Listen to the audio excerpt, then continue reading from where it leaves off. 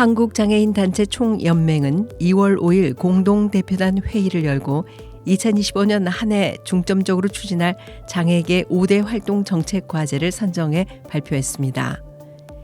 2025년 선정된 5가지 정책 과제는 돌봄 통합 지원법 시행에 따른 법령 개정 및 시범사업 모니터링 활동, 장애인 권리 보장법 제정 및 장애 영향평가 도입 요구 활동, 장애인 건강보건관리 계획 수립 및 예산 요구 활동, 장애인 소비자 역량 강화 및 개별화 지원 시스템 요구 활동, 무인정보 단말기 사용 환경 개선 등 디지털 4차 산업혁명 장애인 정책 마련 촉구 활동입니다.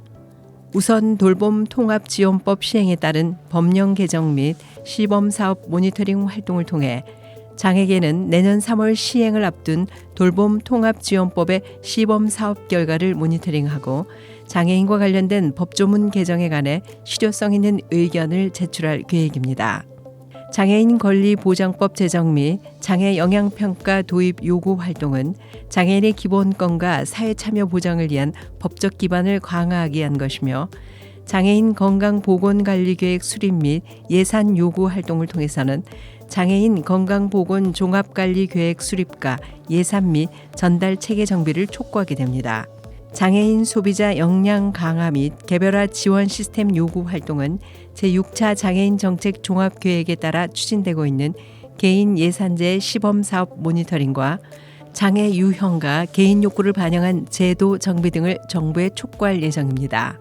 또한 무인정보 단말기 사용 환경 개선 등 디지털 4차 산업혁명 장애인 정책 마련 촉구 활동으로 장애인이 디지털 환경에서 배제되지 않고 동등하게 기술 발전의 혜택을 누릴 수 있도록 제도 개선 활동을 적극적으로 전개할 예정입니다.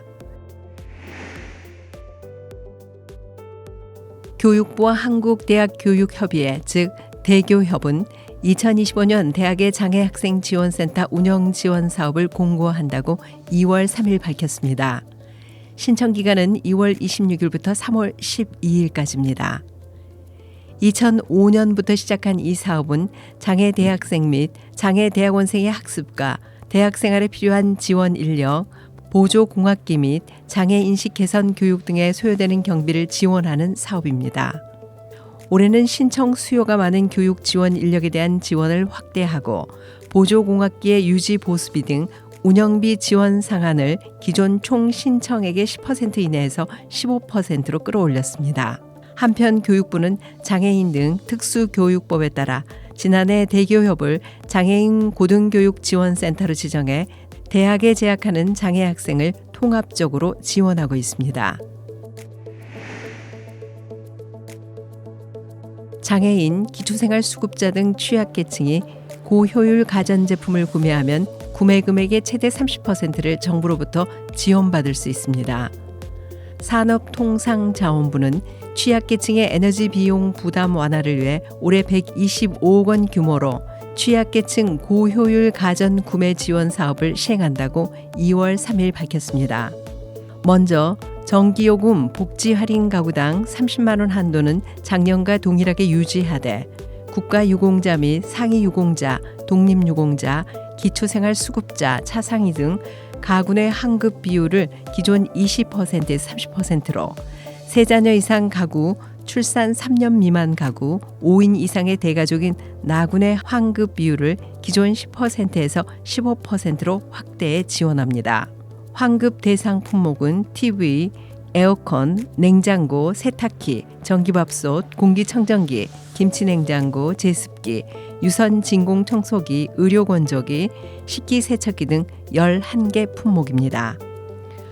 환급을 희망하는 대상 가구의 소비자는 에너지 효율 등급, 라벨, 제조 번호가 적힌 명판, 거래 내역서, 구매 증빙 등의 증빙 서류를 갖춰 2월 17일부터 취약계층 고효율 가전 구매 지원 사업 누리집을 통해 신청하실 수 있습니다.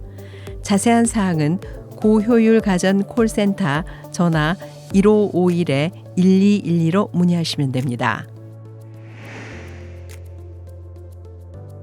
국가인권위원회가 발달장애인을 위한 쉬운 글과 만화로 보는 장애차별 결정례를 발간하고 이를 PDF 파일과 책자 형태로 제작해 유관기관에 배포한다고 1월 31일 밝혔습니다. 이 결정 내집에는 가장 기본적이면서도 일상에서 빈번히 발생하며 사회적으로 개선이 시급한 형사사법 행정 절차에서의 차별 사건과 직장 내 괴롭힘 사건이 수록돼 있습니다. 구체적으로는 경찰 수사 사건, 발달 장애인 직원에 대한 괴롭힘 사건, 인감증명서 발급 거부 사건 등의 사례가 누구나 쉽게 이해할 수 있는 쉬운 글과 만화 형식으로 구성됐으며 차별 상황에서 실질적으로 활용할 수 있도록 행동 요령과 관련 법률 정보를 제시하고 있습니다. 또한 차별을 받았거나 권리가 지켜지지 않았을 경우 인권위에 진정을 신청하는 방법도 안내하고 있습니다.